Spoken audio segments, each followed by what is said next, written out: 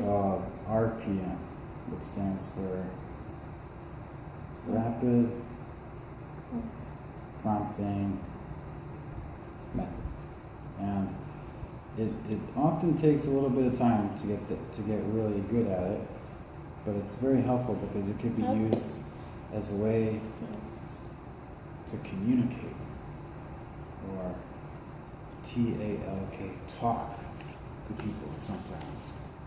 So RPM is very helpful because if you put some hard work into it, the end result is you have a way to TALK talk. So what does communicate? What does RPM help you do? Let's see. COMMUNICAT, communicates, or sleep. Which one? We choose. Sleep.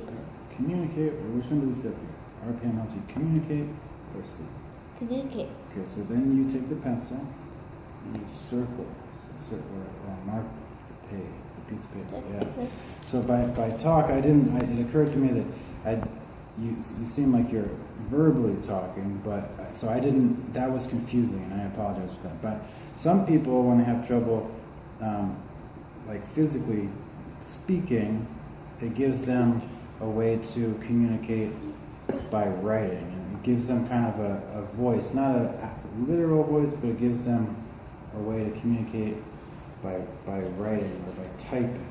So when I said talk, I really meant what I really meant was smiling, or WRITE, writing. Smiling or writing? Which one does RPM? Smiling. No, which one does RPM help you do? Which one do we say? Smiling. It helps you. Let's make it more simple. It helps you spell. SPEL. Right. So what does RPM help you do? Helps you do NOTHING, nothing, or helps you SPELL? Which one do we say? Nothing. Helps you helps you with nothing, or helps you spell? Yeah, we should just touch. Next, it's okay. Nothing or spell? Nothing. No, it helps you spell. So touch this one with the pencil. Can you touch it with your finger then? I know. Okay, so let's tell some stories. Let's tell some fun stories. This one is about the ant and the dove. So the ants, as you probably know, are just little insects that crawl around in the grass and try to eat our food. And a dove is a white bird. So we'll talk about the ants, A-N-T, and the dove, D-O-V-E. So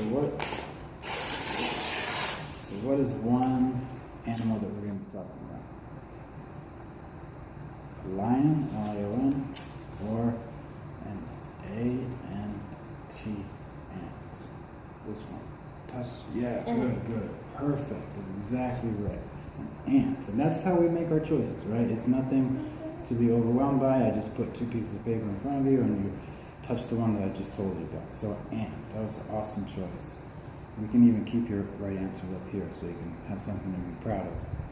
So an ant, A-N-T, which is a small little insect, and a dove, which is a nice white bird. So, right, they stand for peace, and they're a symbol for peace and friendliness. And so we have on the one hand a black ant, and on the other hand we have what color is the dove? What color do we say? W-H-I-T-E, white?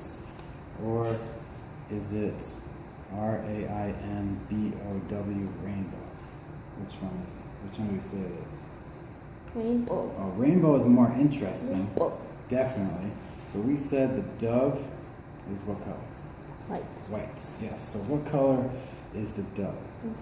Y-E-L-L-O-W or W-H-I-T-E, white? White. Yes, good. So you touch it with the pencil. Yes, circle. All right, and maybe you don't like the touch of the pencil, but you point it with your finger, so that also works. That any way that you can show me. Some people have more control with the with using the pencil. So here we go. So we'll talk about the ants and the dove. So one day it was really, really hot. H-O-T, hot. It's a very, very hot summer day. And so naturally, the ant, what happens when you get hot on a hot summer day?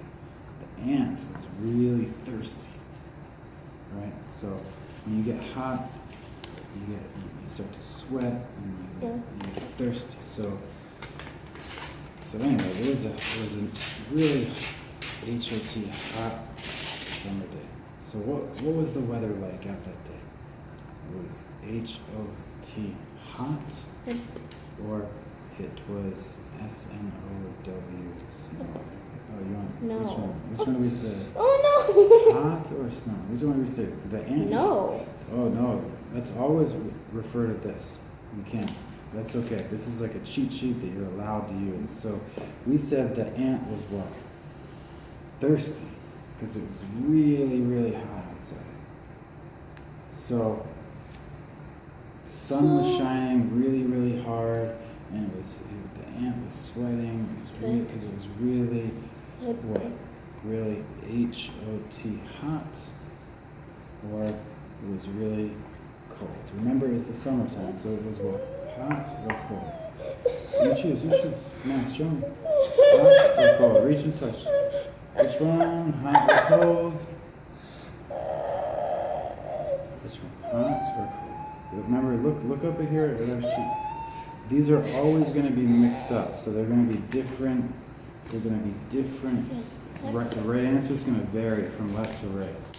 So because it was so hot, because of the sun was shining down so hard, the ant became very, very thirsty. Right? The ant became very thirsty. He needed a drink of water.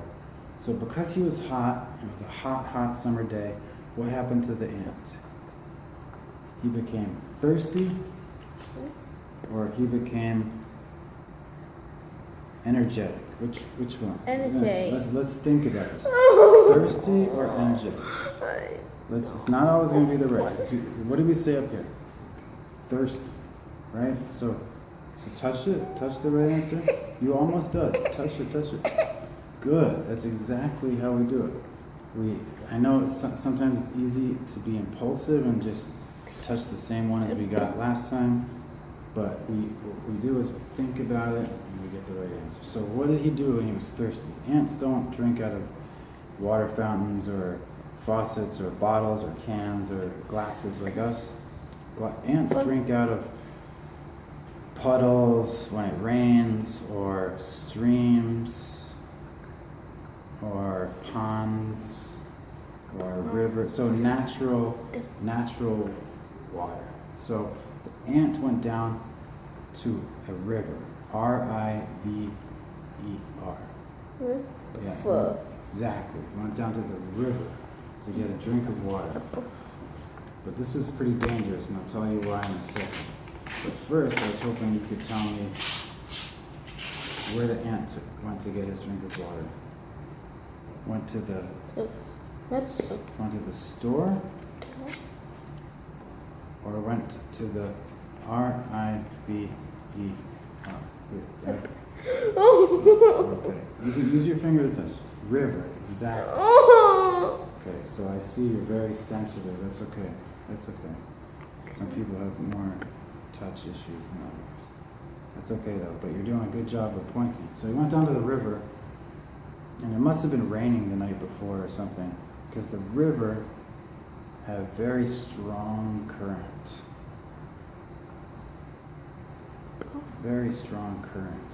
And when he leaned in to take a sip of water, it swept him away.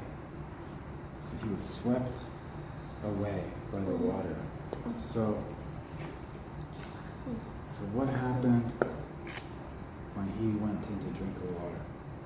He was S-W-E-P-T, swept away by the water, or he was H-A-P-P-Y. Which one did we say? Happy. Which one did we say? We said he was swept away. So you touch swept. Swept or happy? Happy. Which one? Swept or happy? Touch. Yes. Swept. Yes, he was swept away. And ants have a lot of trouble swimming. They're not good swimmers. And that's because an ant, it's crunchy. So if you step on an ant, you might hear it crunch a little bit. It's got its skeleton or its bones on the outside of its body. So you see how we have soft, fleshy skin, like both you and I do, and all humans do, and we have our hard bones on the inside of the body. Well, for ants, it's the opposite. They're soft on the inside, but they have their bones on the outside. Okay, so they have their bones on the outside, where our skin is. So where is an ant's skeleton? On the outside, on the outside, or on the broccoli? Which one? Broccoli. Outside of the body or on the broccoli? Outside. Yes, good. So that's right. So let's try to think and figure out which one it is before we touch it. That's why it's helpful if I give the pencil up here, because it gives your arm some time to do some thinking on the way down. If your hands are here, you might just automatically choose the answer. So let me try something slightly different. So when the skeleton is on the outside of the body, it's on the external part of the body. It's called an exoskeleton. An exo just means outside. So ants have something called an exoskeleton because their skeleton is on the outside of the body. So exo means outside. So what's another word for outside? Is it D-E-E-P, deep, or is it E-X-T-O, exto? Deep or exto? Which one means outside? Think about it. Deep. Which one are we talking about? Exto. So let's use it. Are you left-handed or right-handed? Left-handed or right-handed? Both. Okay, so which one do we say? We said the skeleton's an exoskeleton, so it's on the outside. So what does outside mean? Does it mean deep or exto? Exto. Good. Very nice. So because the skeleton's on the outside, when they go in water, instead of floating like us, they sink. S-I-N-K. So the water's up here, and the ant would sink and fall to the bottom. Right? So because they're heavy on the outside of their body, when an ant goes in the water, they would sink, S-I-N-K, to the bottom. So what would they do? They would sink, right? So when an ant swims in the water, they do what? S-I-N-K, sink, or swim flat. Which one? Figure it out. Think. Sink. Yes. They would sink. Let me ask you that in a different way. So when an ant swims in the water, because they're heavy on the outside and they don't float very well, they sink. S-I-N-K. So what do they do? So what happens when an ant goes in the water? They F-L-Y, fly away, or they S-I-N-K, sink? Sink. Yes, that's exactly right. They sink. So let me do another drawing for you.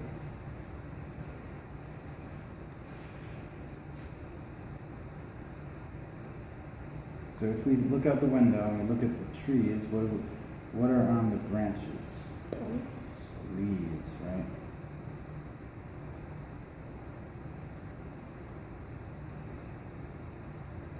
So here we have our picture. We have the river. We have the tree with the dove on the branch, right? It's the story of the ant and the dove. So the dove is on the branch, and the dove sees the ant in the water about to sink, and the dove plucks a leaf, a green leaf, off of the branch and drops the leaf into the water next to the ant. Okay? So, and that's going to help the ant get to shore safely. So the dove, being a peaceful creature that it is, what does it do? What does it pluck and drop into the water for the ants to use as a raft? Does it drop a L-E-A-F leaf or a B-R-I-C-K brick? Which one? Leaf or brick? Break. Which one did it drop? Leave. Okay, you said both. So let's ask the question again. What did the dove drop into the water? We always write our words down here. So it dropped a L-E-A-F leaf or a W-E-I-G-H-T weight. Which one do we say? Leaf or weight? Choose. Leaf. Leaf. Good. That's very good.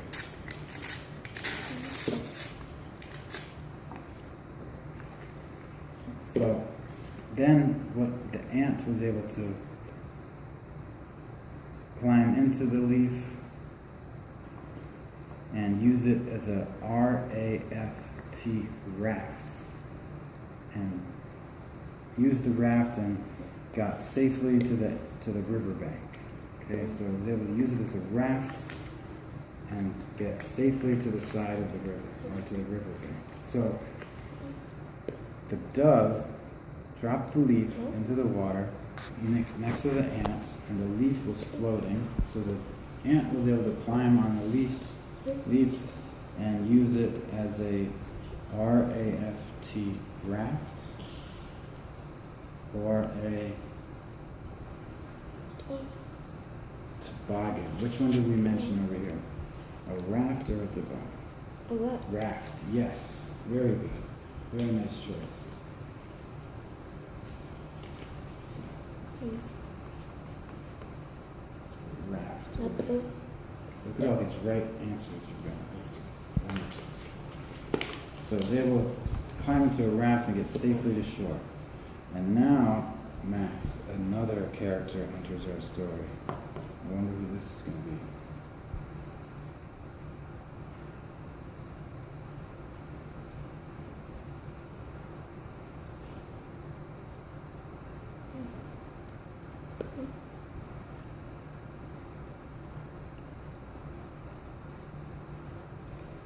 So this guy who enters our story, and here's the ant who's now safely on the side of the river, under the tree.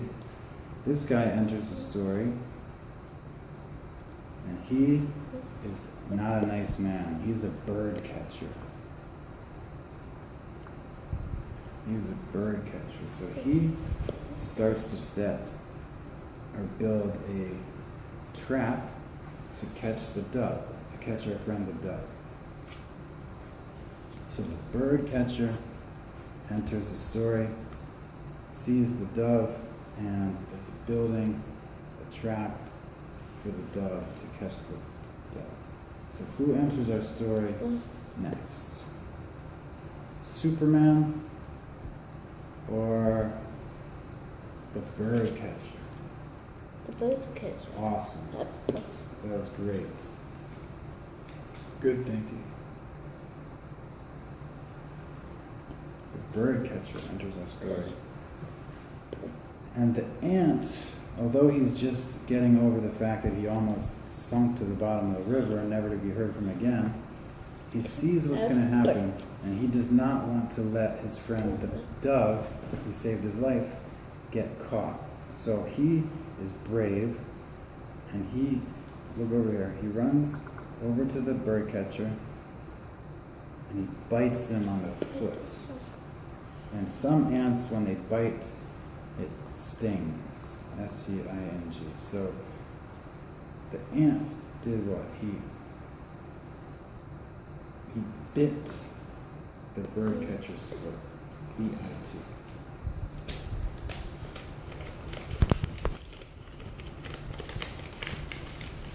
So what did the ant do to the bird catcher in order to try to help him? In order to try to stop the bird catcher from catching the dove? He, B-I-T, bit his foot. Or he tickled him. Which one? Bit or tickled? Yes. Awesome, Max. You're getting the hang of it now. It's great. Yeah, he bit him on the foot. And because, as I mentioned, some ants, when they bite, they can really sting you, the bird catcher, what did he do? He didn't expect it, so he was taken by surprise, and he got stung on the foot, and it really, really hurt. So when you're in really, really a lot of pain, what's one thing that can happen? You can cry really loud, right? I don't know if that ever happens to you, but when some people get upset or they get hurt, they C-R-Y, cry. So when the bird catcher got bit on the foot, what did he do? Did he take a rocket ship, or did he C-R-Y, cry? Cry. Perfect. That was awesome. Max, you're getting really, really good at this. Yeah, he cried. He cried really loud. Really, really loud. So the dove, who didn't see him before, saw the bird catcher building a trap, figured out what was going on. And What's going on? yeah, what's going on? Oh, there's a bird catcher underneath me trying to catch me. So the dove was able to see what was going on, and he was able to F-L-Y, like bird does, fly away, right? So birds fly. So he was able to fly away and escape. So once the dove saw the bird catcher and realized that the bird catcher was trying to catch him, what did the dove do? F-L-Y, fly away, or S-W-I-M, swim away. What do birds do? Fly or swim? Fly. Perfect. Max, that was awesome how you went for this one, thought about it, corrected yourself, and got the right answer. That's really, really, really good. That's an awesome sign. The bird, he flew away and he escaped. And so what happened in our story is that the ant was in big, big trouble, and the bird helped him to survive and helped him live, or else he was going to sink and drown probably and would never see Mr. Ant ever again. The bird helped him.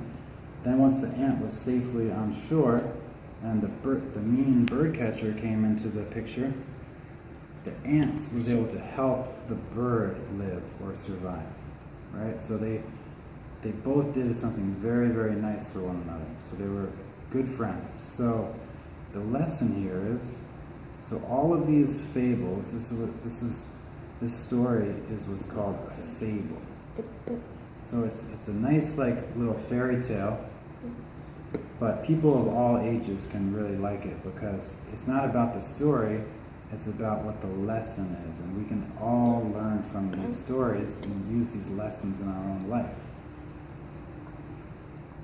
So a fable, as we said, is a story with a lesson. L-E-S-S-O-N. So what is a fable? B-O-R-I-N-G. Boring story? Or is it a story with an L-E-S-S-O-N lesson? That's it. Oh man, you're getting good. Getting good at this. Yes, a story with a lesson. And the lesson here is, it's a very good lesson. One good turn, T-U-R-N, deserves another. All right, so this means if someone does something very nice for you, you can repay the favor, and that deserves a nice thing for you to do, right? So let's say you come home from school and your mom has prepared your favorite dinner without you didn't even ask her to do it, and she just did it to be really, really nice. That's what I mean by doing a good turn. So one good turn deserves another. So then, because she's done something really nice for you, you can do something nice for her, like help clean up your toys or put away the dishes or something like that, right? Because she did something nice for you, so you did something nice for her. So that's why we say one good turn, T-U-R-N, deserves another. So what do we say? One good T-U-R-N turn deserves another, or one good S-L-A-P slap deserves another? Which one is it? One good turn or one good slap deserves another? Let's talk about this again. Let's revisit. So we said one good turn, T-U-R-N, deserves another. And we said that means when someone does something nice for you, you do something nice for them. Just like the dove did something nice for the ant and saved the ant's life with the leaf, the ant did something nice for the dove by biting the bird catcher who screamed out, and the bird was able to fly away. So one good turn, T-U-R-N, deserves another. So one good T-U-R-N turn deserves another, or one good squeeze deserves another. Which one? Let's choose. One good, think about it. One good turn deserves another, or one good squeeze? Which one have we been talking about? Oh, no, let's try to think about this again. Let's look over here. One good turn, T-U-R-N. So that means if someone does something nice, N-I-C-E, something nice for you, you can do something nice for them. So if someone does something nice for you, you do something nice for them, N-I-C-E, or something mean for them. Which one? Nice. Yes, good. So that's what one good turn deserves another. Someone does something nice for you, you do something nice for them.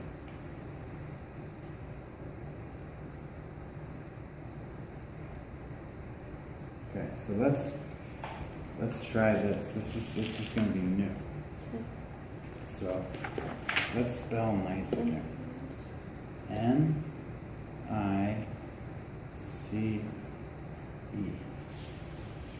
Okay, so how do we spell nice?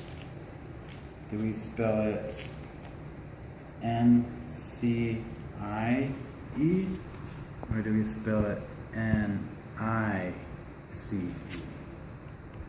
Nice. Yes, N-I-C-E. So let's try. Can you touch the first letter in nice? Yes. Oh, that was awesome. Max, that was incredible. You just chose the right letter out of 5 choices. That was really good. So, nice. And what?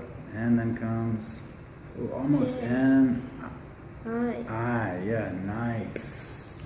And so this N-I, it sounds like it could be N-I-S-S for nice, but it's really not N-I-S-S, it's N-I, C, and then comes last letter C, go, you're right there, touch, E, oh man, that was good, nice. So, someone does something nice for you, you do something nice for them. Okay. So now that you got a little taste of what a fable is like, let me ask you a question.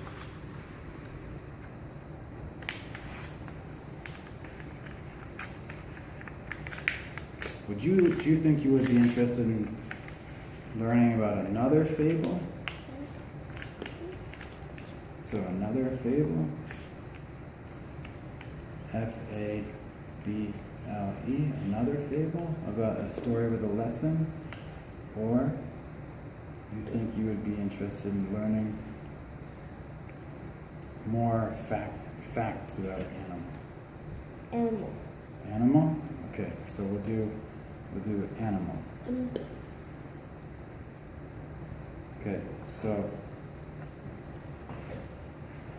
how about this one? This is a really funny animal. It's called, I don't know if you've heard of it before, it's called an octopus. O-C-T-O. People eat them sometimes. So let me draw one for you. I'm not the best artist, but this is roughly what one looks like.